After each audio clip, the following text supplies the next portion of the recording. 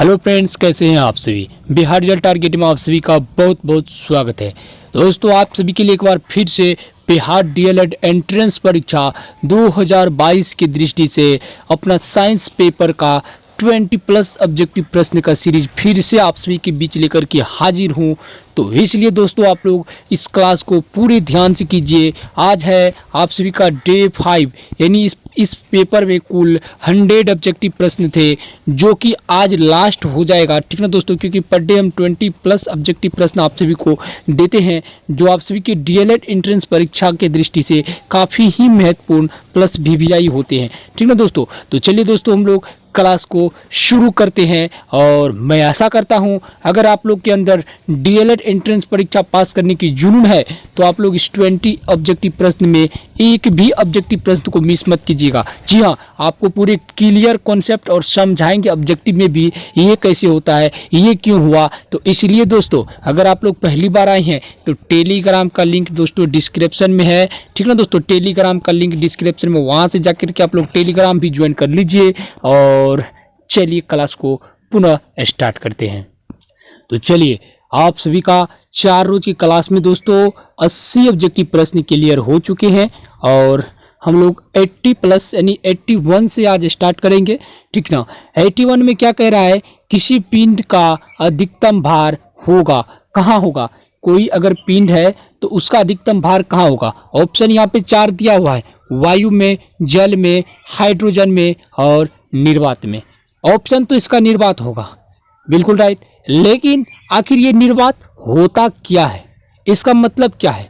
वायु में भी इसका अधिकतम भार नहीं है, जल में भी नहीं है, हाइड्रोजन में नहीं, आखिर निर्वात में क्यों है। वही इन चीज़ों को कंप्लीट कॉन्सेप्ट के साथ समझाएंगे। ध्यान से देखिए, एक भी प्रश्न आपके मन में नहीं रहेगा। आज आप लोग निर्वात के बारे में पूरी अच्छा से जान लीजिएगा, क्योंकि देखिए, सूर्य की प्रकाश भी निर्वात, सूर्य की प्रकाश का चाल भी निर्वात में सबसे अधिक होता है। किसी पिंड का भार भी निर्वात में सबसे अधिक होता है। तो ये निर्वात होता क्या है और है क्या, समझिए, ध्यान से समझिए दोस्तों।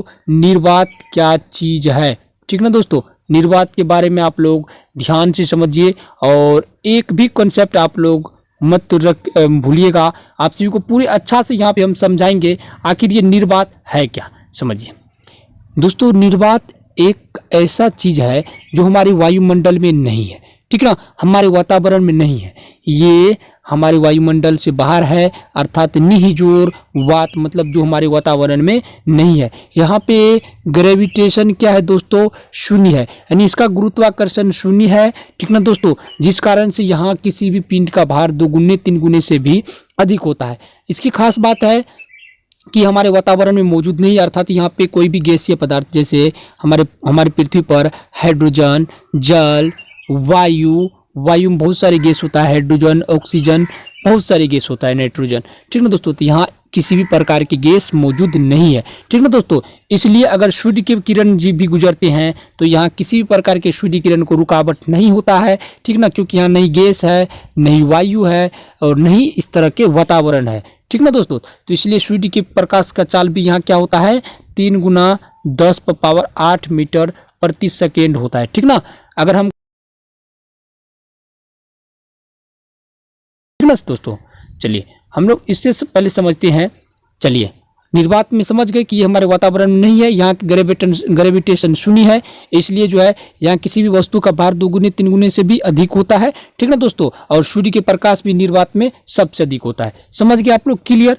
तो चलिए, अब हम लोग समझते हैं कि ध्वनि का अधिकतम वेग होता है, कहाँ होता है, निर्वात में, वायु में, जल में, इस्पात में। समझ रहे हैं, ध्वनि का अधिकतम वेग किस चीज में होगा, इस्पात में। क्यों होगा इस्पात में, समझिए दोस्तों।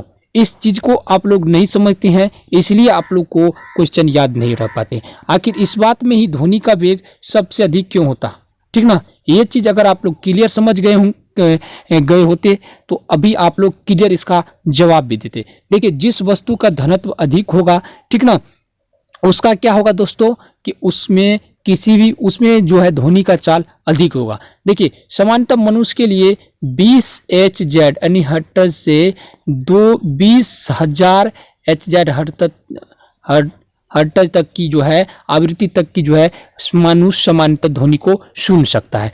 ठीक ना, इससे कम रहेगा तो नहीं सुनेगा, ठीक ना, और इससे अधिक रहेगा तो क्या होगा, मनुष्य के लिए खतरनाक होगा, ठीक ना दोस्तों। तो चलिए हम लोग समझते हैं कि आखिर इस्पात में ही ध्वनि का वेग अधिक क्यों होता है, ठीक ना दोस्तों। तो चलिए आप लोग पूरे ध्यान से देखिए, इस्पात में क्या है कि देखिए हम लोग जब देखते हैं कि अभी आप लोग को बताते हैं, हम लोग जो यूनिट देखते हैं हॉर्न का, ठीक ना, वो किस तरह का होते हैं, इस तरह का होते हैं, इस तरह का होते हैं, बिल्कुल स्टील का होते हैं। इसको हम लोग क्या करते हैं, ऊपर में किसी फंक्शन में बांध देते हैं, ठीक ना। लेकिन ये क्या है, इस्पात है, इसमें क्या होता है, इसका घनत्व अधिक होता है, इसलिए इसमें क्या होता है कि आवृत्ति मतलब कंपन ज़्यादा उत्पन्न होते हैं। आवृत्ति, जिस चीज़ में ज़्यादा कंपन होंगे उसमें ध्वनि के चाल उतना ही ज़्यादा होंगे, समझ रहे हैं। अब देखिए कहाँ क्या होता है, इस्पात, लोहा, ठीक ना, उसके बाद जल में भी अधिक होता है, वायु से जल में भी अधिक होता है, ठीक ना दोस्तों। इसके बाद गैस में क्या होता है, सबसे कम होता है, ठीक है ना, क्योंकि गैस का घनत्व अधिक नहीं होता है, समझ रहे हैं। तो जिस पदार्थ का घनत्व जितना अधिक होगा उसमें ध्वनि के चाल उतना ही अधिक होगा। चलिए अब हम लोग नेक्स्ट प्रश्न की ओर बढ़ते हैं। देखिए अब कह रहा है विटामिन ए की कमी से होता है, विटामिन ए की कमी से क्या होता है, बालों का झड़ना। अब देखिए पेचिश होता है, रतंधी होता है, और देखिए कमजोरी। तो रतंधी मतलब क्या समझते हैं, ये विटामिन ए की कमी से होता है, जो कि आंख में होने वाली बीमारी है, ठीक ना, आंख में होने वाले ये बीमारी है। इससे आंख में जो है दिखाई कम देता है, समझ रहे, इससे आंख में क्या होता है कि दिखाई कम देता है, ठीक ना, दिन में भी वो क्या करेगा, उसको अंधेरा लगेगा, ठीक ना दोस्तों। तो ये रतौंधी विटामिन ए की कमी से होता है, ठीक ना। देखिए अब क्या है कि अब है सबसे इंपॉर्टेंट प्रश्न, किस तत्व की वजह से गाय के दूध का रंग हल्का पीला होता है। तो ये कैरोटीन, समझे, कैरोटीन। और उजला जो होता है वो केसिन विटामिन की कमी से, ठीक ना, वो कैरोटीन के कारण ये हल्का पीला होता है, लेकिन उजला जो होता है वो होता है केसिन प्रोटीन के कारण, ठीक ना, समझिए। चलिए अब हम लोग समझते हैं नेक्स्ट प्रश्न के कारण, नेक्स्ट प्रश्न की ओर बढ़ते हैं। पादप कोशिका में डीएनए निम्नलिखित में पाया जाता है। देखिए पादप कोशिकाओं में डीएनए निम्नलिखित में पाया जाता है। देखिए अब है हरित लवक, सूत्रक, कनिका, केंद्रक, उपयुक्त सभी। तो ये सभी पाया जाता है क्या है, पादप कोशिका में।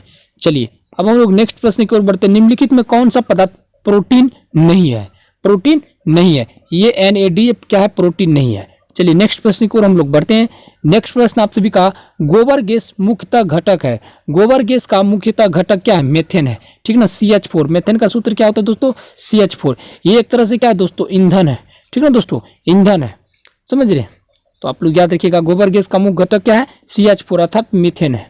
चलिए अब लोग नेक्स्ट प्रश्न की ओर बढ़ते हैं। किसी भी तंत्र से जल से निष्कासन के प्रक्रम को कहते हैं, किसी भी तंत्र से जल के निष्कासन के प्रक्रम को कहते हैं, क्या कहते हैं, तो निर्जलीकरण करते हैं। निर्जलीकरण, देखिए तंत्र मतलब हमारे शरीर में जब जल की मात्रा घट जाता है तो दस्त के कारण ये क्या होता है, ये सब निर्जलीकरण के कारण होता है, ठीक ना। निर्जल, हमारे शरीर में जल की मात्रा घट जाएगा तो शरीर में निर्जलीकरण की स्थिति पैदा हो जाएगा, ऐसे में शरीर में पानी चढ़ाने की आवश्यकता होती है, ठीक ना दोस्तों। अब देखिए नेक्स्ट प्रश्न है आप सभी के लिए, जो है ये पेंसिल लेड निम्नलिखित में से बना होता है। पेंसिल लेड किसका बना होता है, तो ये ग्रेफाइट का बना होता है। पेंसिल लेड, लेड मतलब पेंसिल बल्ब जो बना होता है वो किस चीज का बना होता है, तो ग्रेफाइट का बना होता है। चलिए नेक्स्ट प्रश्न की ओर बढ़ते हैं। कह रहा है निकट दृष्टि दोष में किस लेंस के चश्मे का उपयोग किया जाता है, निकट दृष्टि दोष में किस लेंस के चश्मे का उपयोग किया जाता है। यहाँ पे अवतल लेंस, अवतल लेंस का निकट दृष्टि दोष में उपयोग क्यों किया जाता है, आप लोग समझने की प्रयास कीजिए। समझ रहे, आप लोग समझते नहीं है इसलिए आपको याद नहीं होता है, समझ लीजिए। दूर दृष्टि दोष सबसे पहले हम लोग समझते हैं, निकट दृष्टि दोष और दूर दृष्टि दोष के बारे में हम लोग सबसे पहले हम लोग अच्छा से समझ लेते हैं। निकट और क्या है दोस्तों, एक होता है दूर, ठीक ना, ये दूर निकट और दूर ऊ, समझ रहे हैं, दूर ऊ और निकट क्या होता है दोस्तों, ओ होता है। समझिए आप लोग को अगर प्रॉब्लम होते हैं निकट और दूर दृष्टि दोष में जो चश्मे का उपयोग किया जाता है वो किस लेंस का होता है, तो आप लोग यहाँ पे ध्यान से देखिए, यहाँ पे आज पूरा क्लियर हो जाएगा। देखिए दोस्तों निकट दृष्टि दोष में अवतल लेंस का उपयोग किया जाता है, दूर दृष्टि दोष में उत्तल लेंस का। तो आखिर ये आपको याद कैसे करना है, तो देखिए ओ आ का आपको ओ आ का पहाड़ा याद रख लेना है, ओ आप लोग बचपन में पढ़े होंगे, और लास्ट में क्या होता है, ऊ होता है, ठीक है ना। तो निकट में सबसे क्या है, ओ है, तो ओ से क्या होता है दोस्तों, ओ से क्या होगा, समझिए। ओ से क्या होगा, ओ से होता है अवतल, ठीक ना दोस्तों। और ऊ से होता है क्या, और ऊ से क्या होता है उत्तल, ठीक ना दोस्तों। इसलिए ओ में निकट में सबसे क्या है ओ है, दूर में क्या है ओ। तो निकट का जब बात करें तो अब तो ओ से क्या होता है अवतल लेंस, और दूर का बात करें तो उससे क्या होता है उत्तल लेंस। आप लोग जरूर याद कर लीजिए सब बात को। देखिए अब आपका दोनों क्लियर हो गया।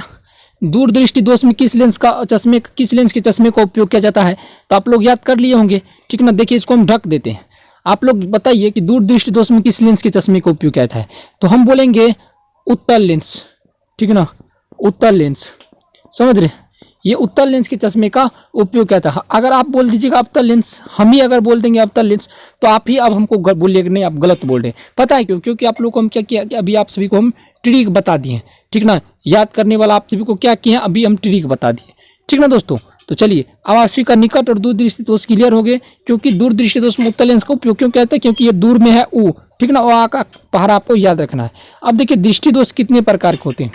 देखिए सबसे पहले देखिए कि दृष्टि दोष मुख्यतः जो है दोस्तों, दृष्टि दोष मुख्यतः 3 प्रकार के होते हैं, समझिए। एक होता है दूर दृष्टि दोष, ठीक ना, एक होता है निकट दृष्टि दोष, एक होता है जरा दृष्टि दोष। लेकिन अगर बात करें कितने प्रकार के होते हैं, मुख्यतः कितने, तो 3 होते हैं। और कितने प्रकार के होते हैं, तो ये 4 प्रकार के होते हैं। अब देखिए दूर, निकट और जरा। एक होता है अबिंदुकता, ठीक ना दोस्तों, एक होता है अबिंदुकता, समझ रहे हैं। अबिंदुकता जिसमें आदमी को कोई वस्तु एक बिंदु के समान दिखाई देता है, समझ रहे हैं। अबिंदुकता भी क्या है, एक दृष्टि जो दृष्टि दोष का जो है क्या है, ये दृष्टि दोष का चौथा प्रकार है अबिंदुकता, ठीक ना। इसमें वस्तु को एक जो है बिंदु के समान आदमी को वस्तु दिखाई देते हैं। इसलिए एक लड़का बोले थे कि नहीं 4 प्रकार के नहीं 3 प्रकार के होते हैं। तो जरा भी होता है और अबिंदुकता। अब जरा में क्या होता है कि वस्तु को नहीं अच्छा से दूर का वस्तु दिखाई देता है, और नहीं अच्छा से निकट के वस्तु का दिखाई देता है। तो इसलिए देखिए इस स्थिति में आपको किस लेंस के चश्मे का प्रयोग करना चाहिए। देखिए आपको ऐसे भी पूछ सकता है जरा दृष्टि दोष में किस लेंस के दें। तो देखिए सबसे पहला चीज़ है कि आपको इसका उपचार कैसे करना है। तो देखिए आदमी में प्रॉब्लम क्या है कि दूर और निकट दोनों का प्रॉब्लम है। क्या है दोस्तों, निकट और दूर, समझ रहे, दोनों का प्रॉब्लम है। तो देखिए निकट में ओ का और दूर में ऊ का, तो दोनों लेंस के चश्मा इसमें उपयोग करेगा। समझ रहे हैं, इसमें दोनों लेंस उत्तल और अवतल दोनों मिलकर क्या बनता है, बायोफोकल लेंस, ठीक ना। समझ रहे हैं, ये दोनों लेंस का उपयोग किया जाता है, ठीक ना, जिसमें दोनों लेंस रहता है, उत्तल और अवतल दोनों। चलिए अम्लीय विलयन का पीएच मान कितना होता है, 7, 7 से अधिक, 7 से कम, 7 के बराबर। तो आप लोग याद देखिएगा अम्लीय विलयन का पीएच मान 7 से कम होता है, ठीक ना, 7 से कम होता है, समझ रहे हैं। चलिए नेक्स्ट प्रश्न की ओर बोलते हैं, क्षारीय विलयन का पीएच मान। अभी आपको याद करने की जरूरत नहीं होगा, 7 दे देते हैं। पीछे आइएगा अम्लीय होगा, आगे जाइएगा तो ये क्षारीय होगा, समझ रहे हैं आप लोग, समझ रहे हैं आप लोग। यहाँ पे इससे 7 है क्या है, ये उदासीन है, समझ रहे, ये उदासीन है। इससे अगर पीछे की ओर चलते हैं, 6 की ओर चलते हैं, तो वो क्या होगा, अम्लीय होगा। और 7 से जितना ऊपर चलेंगे वो क्षारीय होगा, ठीक ना। तो इसलिए अम्लीय विलयन का पीएच मान क्या होगा, 7 से कम होगा। और क्षारीय का 7 से अधिक, और उदासीन का 7। आप लोग याद कर लिए होंगे अच्छा से। चलिए अम्लीय विलयन का पीएच मान 7 से कम होगा, और 7 के बराबर उदासीन का 7 से कम जो है, ये क्षारीय का 7 से अधिक हो जाएगा, ठीक ना दोस्तों। यहाँ पे देखिए प्रश्न क्या है, अब देखिए क्या है, ये दूसरा प्रश्न है, क्षारीय विलयन का पीएच मान क्या, तो 7 से अधिक होगा। चलिए अग्नि बुझाने में कौन सा गैस सहायक होता है, अग्नि बुझाने में कौन सा गैस सहायक होता है, तो ये कार्बन डाइऑक्साइड। कार्बन डाइऑक्साइड बहुत ही खतरनाक होता है। इसमें अगर जो है ना, ये ऑक्सीजन को तुरंत खत्म कर देता है, ठीक ना, इसलिए अग्नि जल्दी बुझ जाता है, ठीक ना। अब देखिए सिलेंट्रेटा संघ के जंतु का नाम है, सिलेंट्रेटा संघ के जंतु का नाम है क्या है, हेड्रा है, समझ रहे हैं। चलिए नेक्स्ट प्रश्न की ओर बढ़ते हैं। नेक्स्ट प्रश्न है, बाघ से पहले भारत के राष्ट्रीय प्राणी किसे माना जाता था, तो सिंह को माना जाता था। सिंह अलग चीज है, चीता अलग चीज है, और बाघ अलग चीज है, ठीक ना। चलिए नेक्स्ट प्रश्न की ओर बढ़ते हैं। राष्ट्रीय नेत्रहीन नियंत्रण कार्यक्रम कब शुरू हुआ। देखिए राष्ट्रीय नेत्रहीन नियंत्रण कार्यक्रम कब शुरू हुआ, ठीक ना। तो यहाँ पे एक चीज छूट गया है, क्रम, ठीक ना, ये क्रम नहीं, ठीक है, कर्म सही है, ठीक ना। तो देखिए राष्ट्रीय नेत्रहीन नियंत्रण कार्यक्रम कब शुरू हुआ, तो 1976 में। आप लोग ये सब प्रश्न याद रख लीजिएगा, टेक्निकल है। अब देखिए आप सभी के सामने एक प्रश्न है, फलों की रानी क्या है, ऑप्शन देख लो अच्छा से। तो ये है केला, लीची, अनार, बेर। लीची होगा फलों की रानी, ठीक ना, लीची होगा फलों की रानी, ठीक ना दोस्तों। चलिए अब देखिए नेक्स्ट प्रश्न आप सभी के लिए, श्यामली, ठीक ना, श्यामली किस फल की प्रजाति है, तो कपास की प्रजाति है। क्या है, श्यामली किसका प्रजाति है, कपास की प्रजाति है, ठीक ना। श्यामली किस फल की प्रजाति है, फसल की प्रजाति है, तो कपास के। देखिए वीडियो अच्छा लगे तो इस तरह की जो बटन है लाल, सब्सक्राइब कर लीजिए दोस्तों, ठीक ना दोस्तों। चैनल को जरूर सब्सक्राइब कर लीजिए। और टेलीग्राम का लिंक जो है दोस्तों, टेलीग्राम TELEGRAM टेलीग्राम, इसका लिंक जो है डिस्क्रिप्शन में, उसको ज्वाइन कर लीजिए।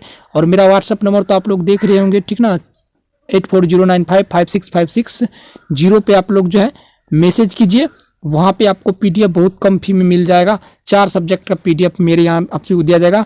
देखिए पहला सब्जेक्ट होगा, पहला हम जो है आप सभी को साइंस का देंगे, उसके बाद SST सोशल साइंस, उसके बाद GK, उसके बाद चाइल्ड डेवलपमेंट CD, ठीक ना। ये 2 चीज़ आपको हम, ये 4 चीज़ देंगे। उसके बाद हिंदी का भी देंगे, ठीक ना। 2-2 3-3 बार जब तक क्लास चलेगा आपका सीटेट वगैरह उसी में होगा, ठीक ना। तो अगर आप लोग पहली बार आए चैनल को जरूर सब्सक्राइब कर लीजिए। धन्यवाद।